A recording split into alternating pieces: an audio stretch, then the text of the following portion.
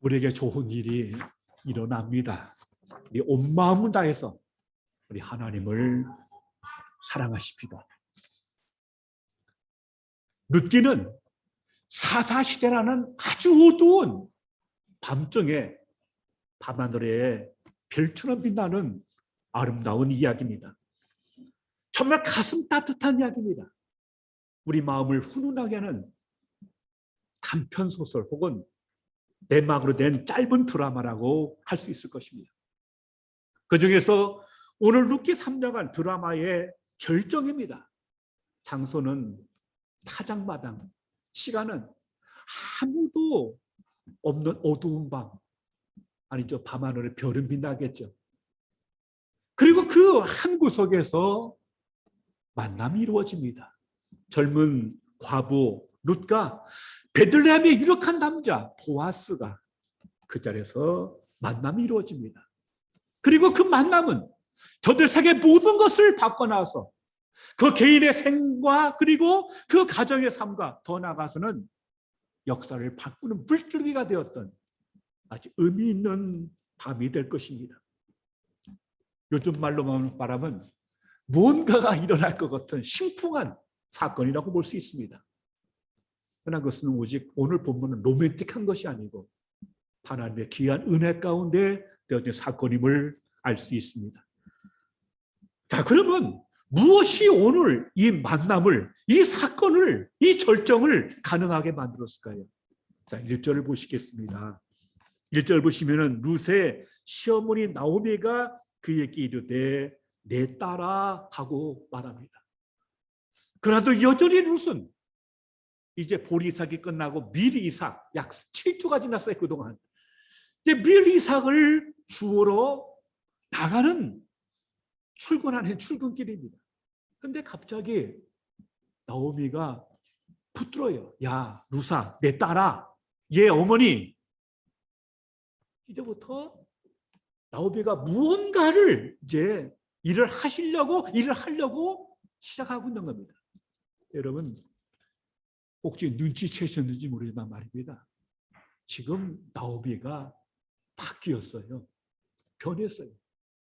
이제까지 우리가 알던 나오미는 어떤 여자입니까? 베들레헴에 살다가 남편과 두 아들 데리고 모압으로 이주를 했어요. 목말라서 가난해서 배가 고파서 거기서 10년을 살다가 그만 남편 엘리멜렉을 땅에 묻었어요. 그리고 두 아들마저 결혼까지 시켰는데 자식 하나 보지 못한 채 두 아들마저 모압 땅에 묻어요. 참 소망 없는, 여러분, 여인의 일생에서 남편이 없어요. 두 자식마저 없어요. 그리고 손자마저 아무런 피부치 하나 남지 않고 홀로 달랑 남아진 이 여인, 어떤 미래가 있을까요? 어떤 소망이 있을까요? 다 깨졌어요. 다 꿈은 다 사라지고 말았어요. 그리고 베들레헴이 하나님께서 양식을 주셨다는 소문을 듣고 무거운 몸과 마음을 이끌고 참 다시 베들레헴으로 돌아왔습니다. 그러나 한때 어디에 누구야? 나오미 아니야? 한배야? 그런 있었지만 그 다음은 뭡니까? 그리고 아무 일도 없었어요.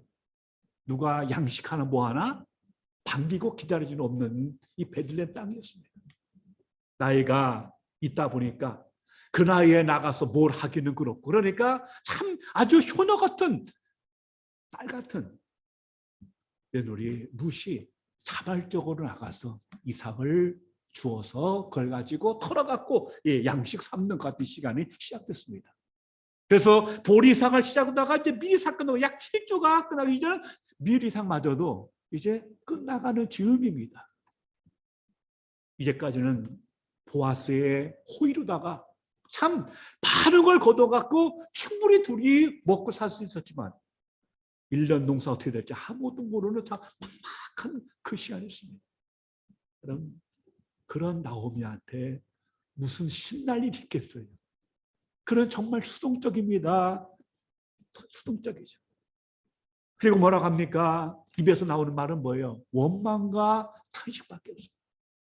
딸을 더 이상 기쁨이다 혹은 즐거움이라는 뜻의 나옴이라 부르지 마라. 뭐라고 부르라고 했어요? 나는 바라다, 내에서 쓰디쓰다.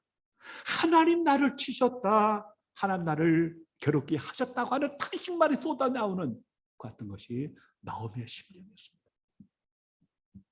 여러분, 한마디로 나오미는 한 여인으로서, 한 인간으로서 모든 꿈을 다 사라져버렸어요. 여러분, 사람이 말입니다. 나이가 많든 적든 간에요, 꿈을 잃어버리면, 희망을 잃어버리면 그 인생은 이미 꺾어진 인생입니다. 못하나 재미없어요. 못하나 흥미가 없어요. 관심도 의미도 없어요. 사는 게 아니죠. 그냥 목숨 붙어 있으니까 그런 삶을 반복할 뿐, 정말 그 심장을 뜨겁게 하는, 그 가슴을 뛰게 하는 어떤 것도. 그래서 그 여인의 마음은 얼어붙은 동토와 같았습니다. 근데 갑자기 이 여인이 활력이 생겼어요. 그러면서 아침에 나가는 룻을 붙들고 따라하면서 뭔가 적극적인 주문을 하면서 뭔가 이 여인이 지금 움직이고 있습니다. 어떻게 해서 이 여인이 움직이게 됐을까요? 무엇이 이 여인의 메마른 가슴에 봄날을 주었을까요? 무엇이 이 여인의 마음을 뜨겁게 다시 뛰는 같은 마음으로 격동시켰을까요? 그 여인의 마음 가운데 꿈이 하나 생겼어요. 어떤 꿈입니까? 자기 며느리죠. 자기 딸보다 더 자기한테 잘해주는 며느리 룻을 향해서 꿈을 가졌어요. 이제 내 인생은 그렇다 치더라도 저 아이 인생도 전 나처럼 만들 수는 없다. 그래갖고 그 아이를, 그 며느리를 결혼시키고자 하는 꿈이 생겼어요. 꿈이 생겨갖고 오늘 뭐라고 말합니까? 내 딸아, 내가 너를 위하여 안식할 곳을 구하여 너를 복되게 하여야 하지 않겠느냐. 내가 너한테 안식할 곳과 평안할 곳을 준비해 줘야 되지 않겠느냐. 여기 보면요, 시어머니란 말이 처음 나와요. 근데 더 이상 시어머니가 아닙니다. 지금부터 하는 말은, 신부는 시어머니지만 지금부터 하는 말은 뭡니까? 시어머니가 아니고 엄마로서 하는 얘기예요. 어머니로서 하는 얘기예요. 내가 너한테 안식할 곳을, 내가 평안히 할 곳을 내가 마련해 줘야 하지 않겠느냐. 여러분, 오늘 본문에서 안식이란 말, 평안이란 말은 굉장히 중요한 말입니다. 여러분, 하나님께서 인간을 왜 지으셨을까요? 인간이 태어나서 가장 첫날 맞은 날이 언제인지 아십니까? 제6일째 되는 날 인간을 만드시고 제7차가 어떤 날이에요? 안식의 날이에요. 그러니까 인간이 이 땅에 태어나서 처음 맞는 날은 뭐예요? 안식의 날이었어요. 안식이었어요. 그리고 인간은 하나님 품에서 안식을 누리면서 그때 인간 속에는 뭐예요? 평안함이 샘물처럼 솟아나는 복된 삶이 오게 된 겁니다. 그러므로 인간을 향한 하나님의 뜻은 평안과 안식인 줄로 믿습니다. 그런데 인간 사회에 죄가 들어오면서 안식이 깨지고 평안이 깨지고 말았어요. 이게 인간 실존의 자리입니다. 여호수아 1장을 볼 것 같으면요, 하나님께서 이스라엘 백성을 홍해에서 건져내지 않습니까? 그리고 광야를 지나서 요단강을 건너서 가나안 땅에 들이게 됐습니다. 근데 왜 하나님께서 그들을 가나안 땅으로 인도하십니까? 성경 보면은 너희에게 안식을 주시려고.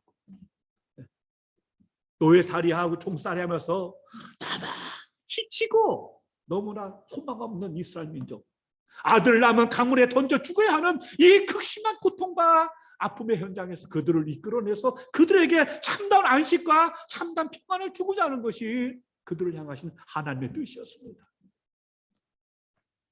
그런데 본문에 말하는 룻에게 주고자 하는 안식은 뭡니까?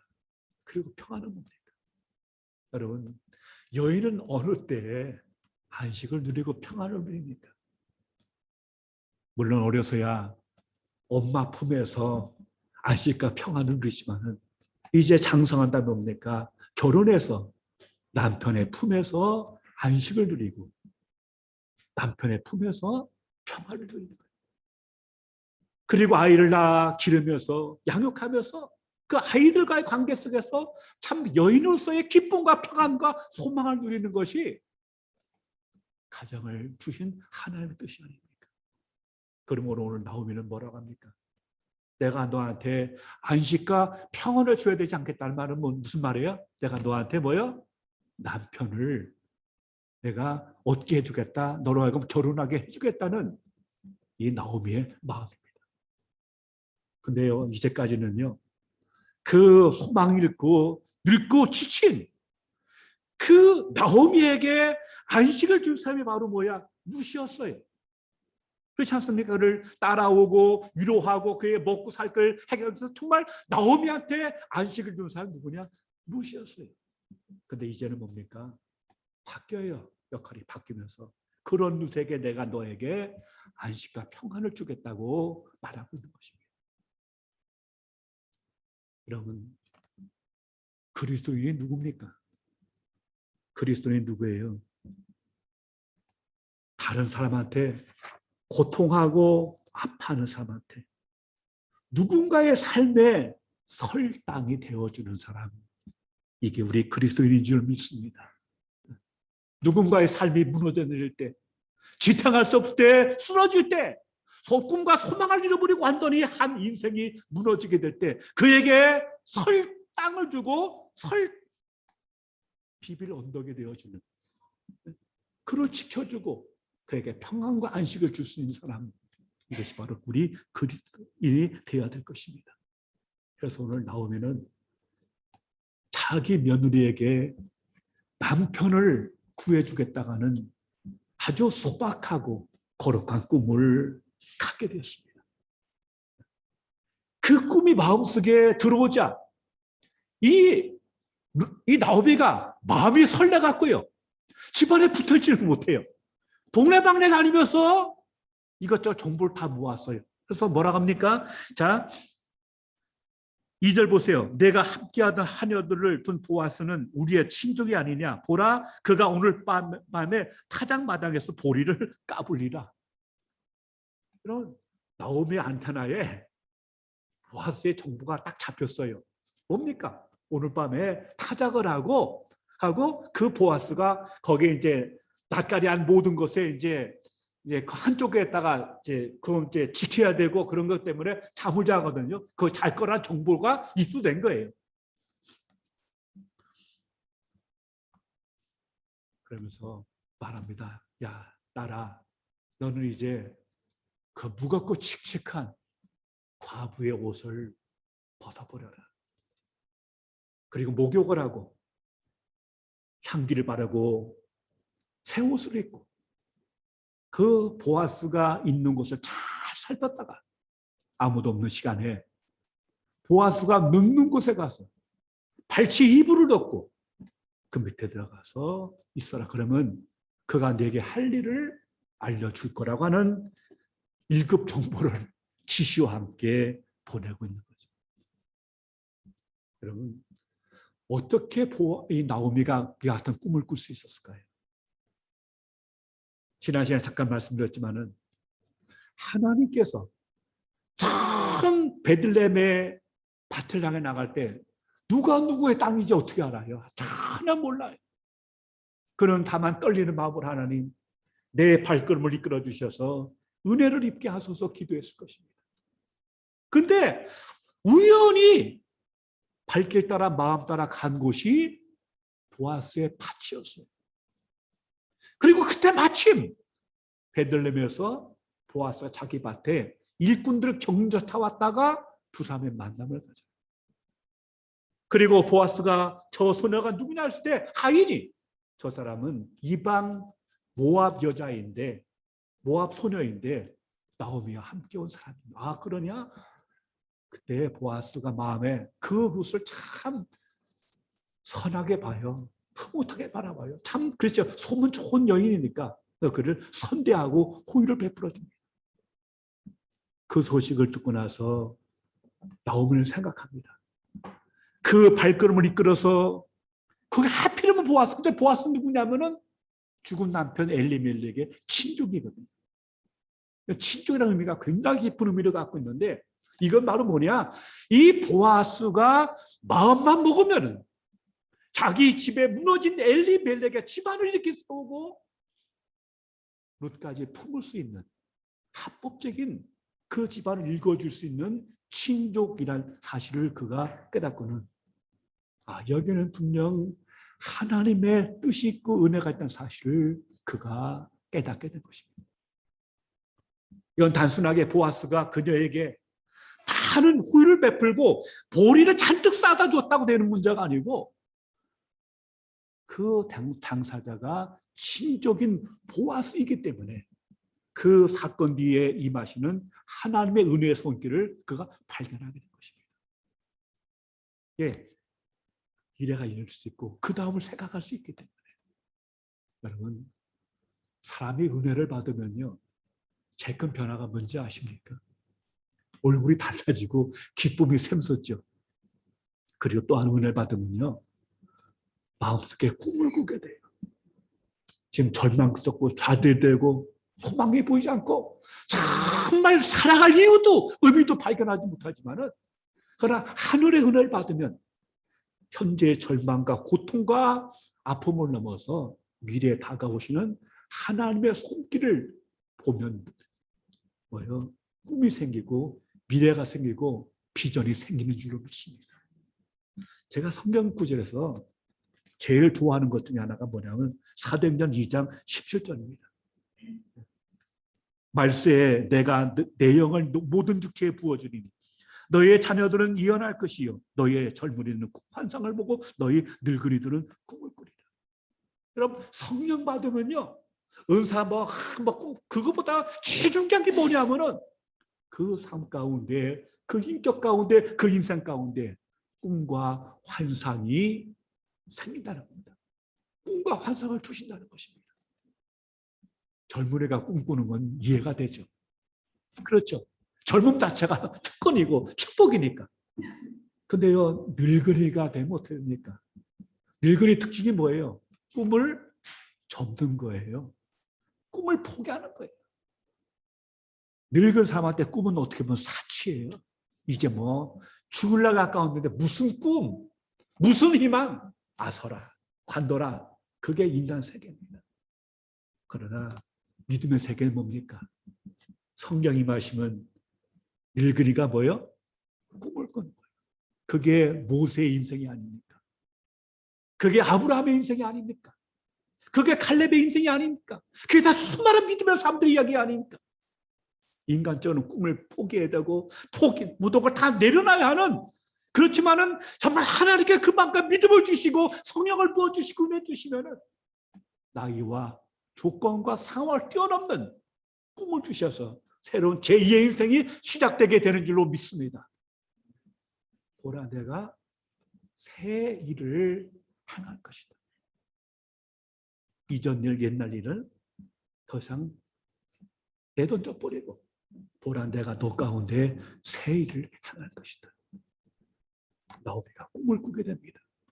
근데 그 꿈은 자신만을 위한 꿈이 아니고 자기 딸보다 더 귀한 며느리의 인생에 기쁨과 소망을 주고 싶은 그녀의 소박하지만 거룩한 꿈입니다. 여러분 우리가 무슨 꿈을 꿔야겠습니까? 뭐 대단한 어떤 사업체, 큰 교회, 뭐 엄청난 거? 그것도 필요하겠죠. 그러나 우리가 꿔야 할 거룩한 꿈은 뭡니까? 자꾸 소박해도요. 내 인생이 저에게 보탬이 될 수 있다면 나 때문에 저 사람이 웃을 수 있다면 나 때문에 저 사람이 힘을 얻을 수 있고 나 때문에 저에게 넉넉한 품이 될 수 있다면 그 꿈이 우리가 꿔야 할 거룩한 꿈인 줄로 믿습니다. 네. 그 꿈이에요. 나오면은 재벌 될 꿈을 꾼 게 아니고 무슨 땅 부자 될 꿈을 꾼 게 아니고 나한테 이렇게 참 잘해주는 나한테 안식을 주는 며느리 어떻게 저 며느리의 인생을 더 아름답고 더 기쁘게 만들까? 어떻게 저를 도와줘서 저가 웃고 저만과 안식과 평안을 줄 수 있을까? 그 꿈을 꾼 줄로 믿습니다. 그래서 뭐라 합니까? 너 이제 과부 이제 벗어 던져. 그리고 목욕하고 향기 바르고 새 옷 입고 나온 보아스의 글로 가라는 거예요. 자, 여러분, 우리 두 분 어떻게 하시겠어요? 루시라면 어떻게 하겠어요? 아니, 나를 뭘로 보고? 그러면 보아스 나이가 많아요. 아버지 뻘이에요. 그래서 내 딸이라고 부르지 않습니까? 루스는 아주 젊어요. 많아야 20대. 젊어요. 나를 뭘로 보고 저 영감한테 시집보내려고 하느냐고? 얼마든지 인간적으로 반발할 수 있어요. 왜?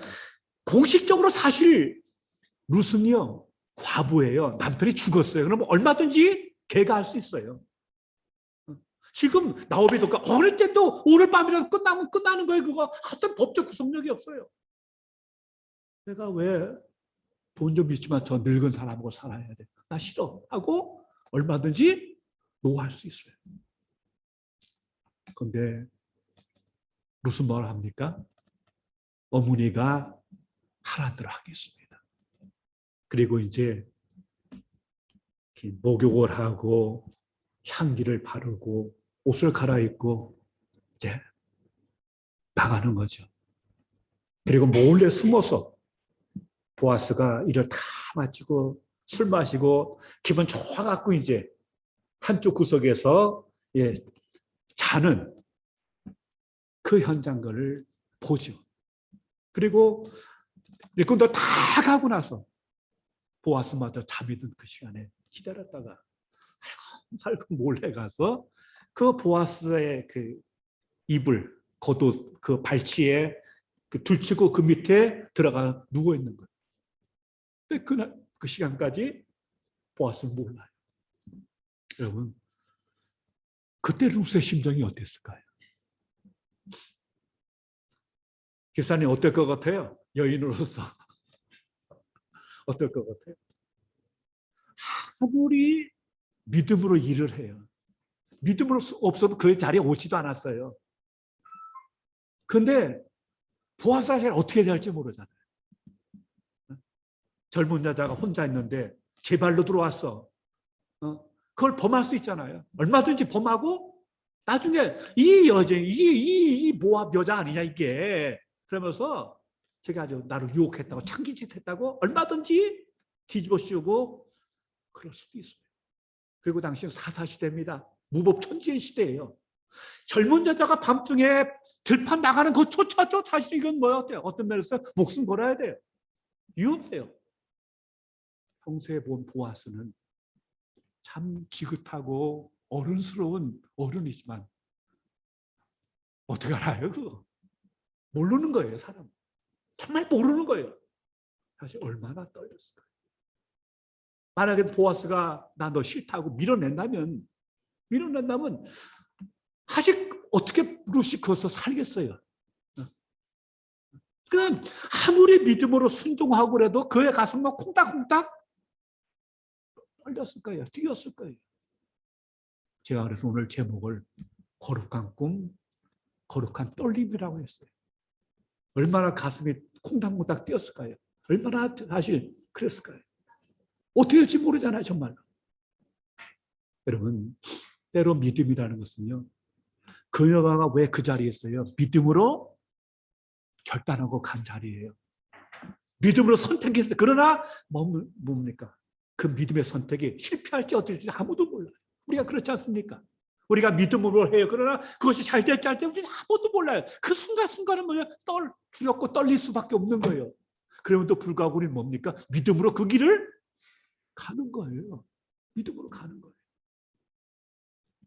한참 자다가 보아스가 아마 으시스하고 한기를 느꼈을 겁니다. 밤중에. 그래서 움직이는데 뭐가 걸려. 보니까 이게 느낌이 사람이에요. 갖고 너 누구냐 하면서 벌떡 얼마나 놀랬겠어요, 사실. 놀라가 벌떡 일어나서 너 누구냐고 하니까 뭐라고 합니까? 뭐라고 해요? 9절입니다. 이르되 내가 누구냐 하니 대답하되 나는 당신의 요종 루시오니 루시라고 고백합니다. 나는 당신의 요종 룻이라고 얘기합니다. 그럼 이 말이 참 의미가 있는 얘기입니다. 처음 룻이 보아스 만날 때 뭐냐? 나는 이방 여인이라고 합니다. 이방 계집이라고 합니다. 두 번째는 나는 저 당신의 하녀 중에 한 명이라고 얘기합니다. 지금 뭐라 합니까? 난 당신의 요종. 히브리어 아마란 말은요. 이건 당신의 뭐요? 신부감 중에 하나라는 뜻입니다. 당신의 아내의 후보 가운데 한 명이라는 뜻입니다. 하찮은 단어가 아니에요.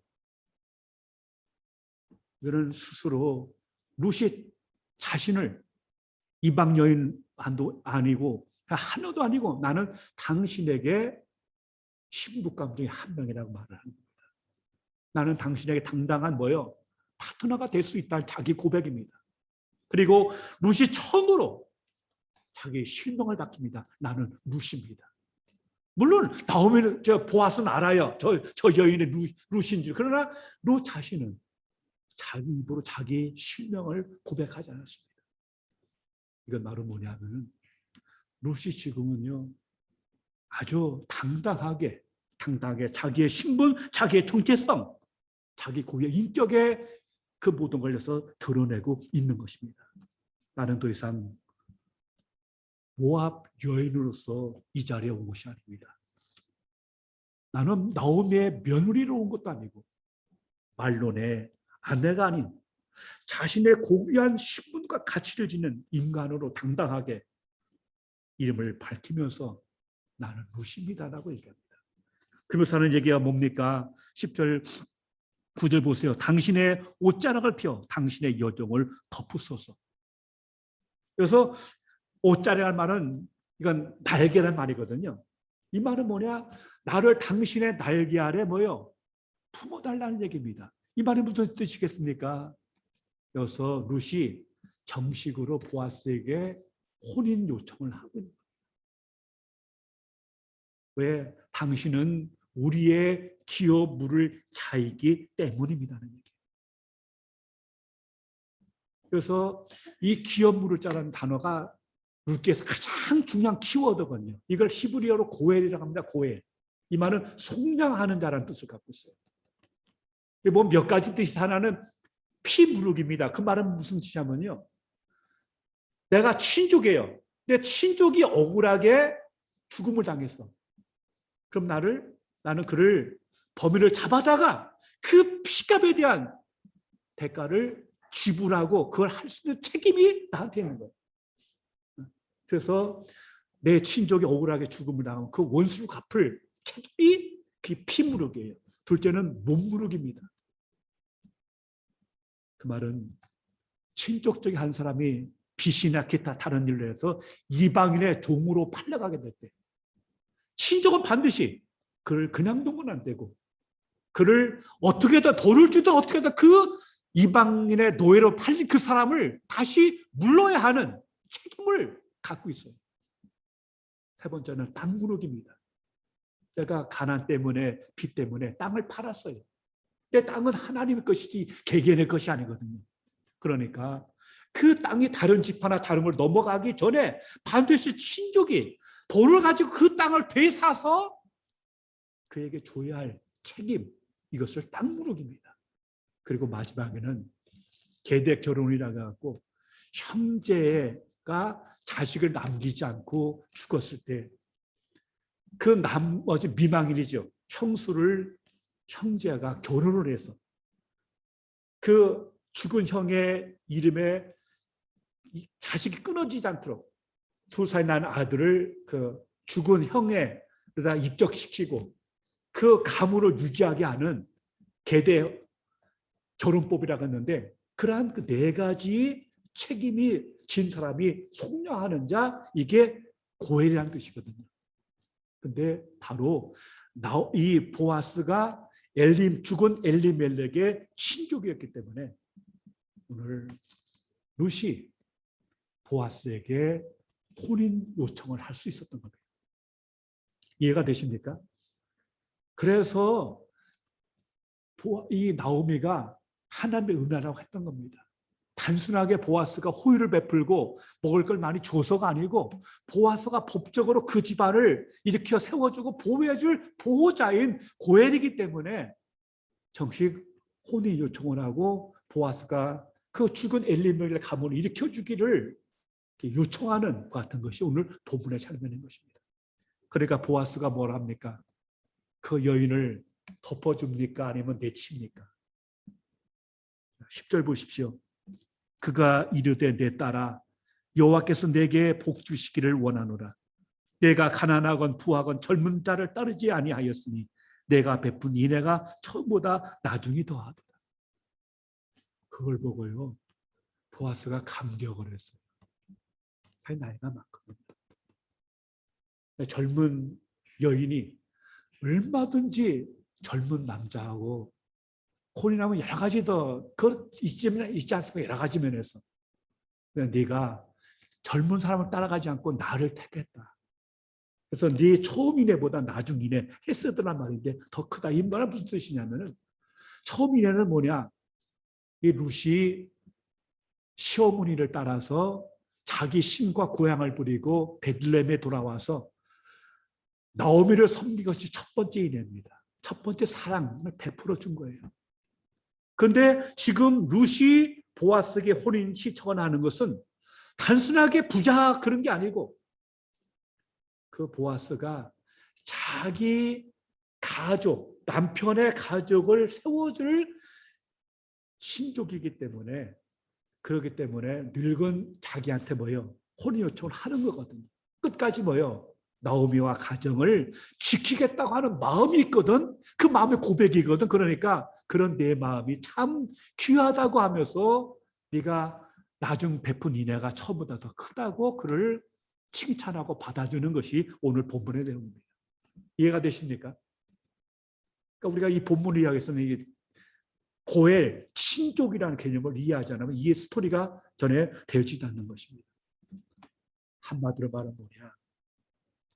고엘, 보아스는 룻에게 안식과 평안을 주는 사람이었습니다.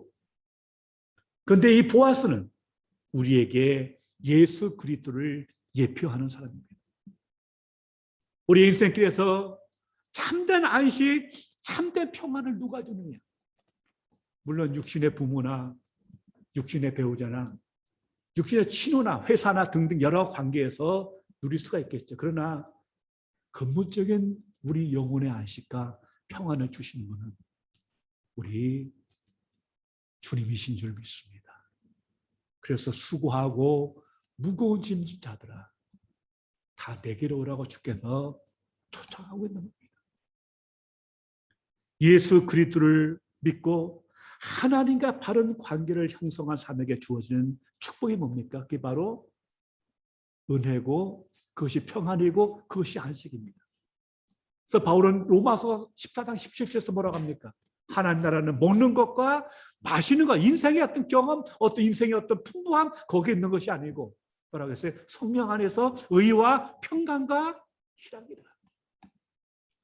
예수 그리스도 안에서 하나님과 바른 관계를 맺은 사람에게 주어진 평안과 기쁨의 복이 하늘나라고 말씀하고 있고 이걸 궁극적으로 주시는 분은 바로 우리 주님 예수 그리스도십니다.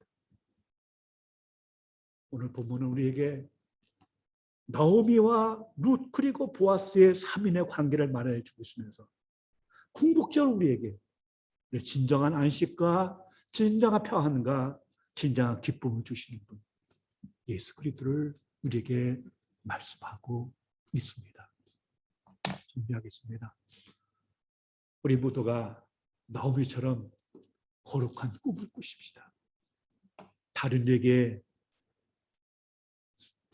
디딜 땅이 되어주고 다른 이에게 품이 되어주고 다른 이에게 안식과 평안을 줄 수 있는 거룩한 우리 그리스도인의 꿈을 꾸십시다. 그리고 믿음으로 때로 설레고 두려울지라도 떨릴지라도 믿고 결단하고 나갈 때에 우리의 보아스 되시는 예수 그리스도께서는 언제나 우리를 지켜주시고 품어주시고 이끌어주셔서 성령 안에서 의와 평강과 기쁨을 더하여 주실 것입니다. 이 은혜가 함께 하시기를 주님의 이름으로 축원합니다.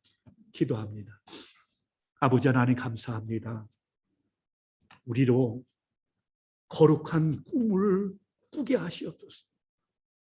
다른에게 기쁨과 소망, 안식을 줄 수 있는, 복을 줄 수 있는 거룩한 꿈을 꾸게 하시고 그걸 결단하게 하시고 우리의 인생의 보아스 되시는 예수님께 나가서 이 기쁨을 누리며 살아갈 수 있는 하나님의 사람들, 축복의 통로가 되게 해 주시옵소서. 예수님 이름으로 기도하옵나이다. 아멘.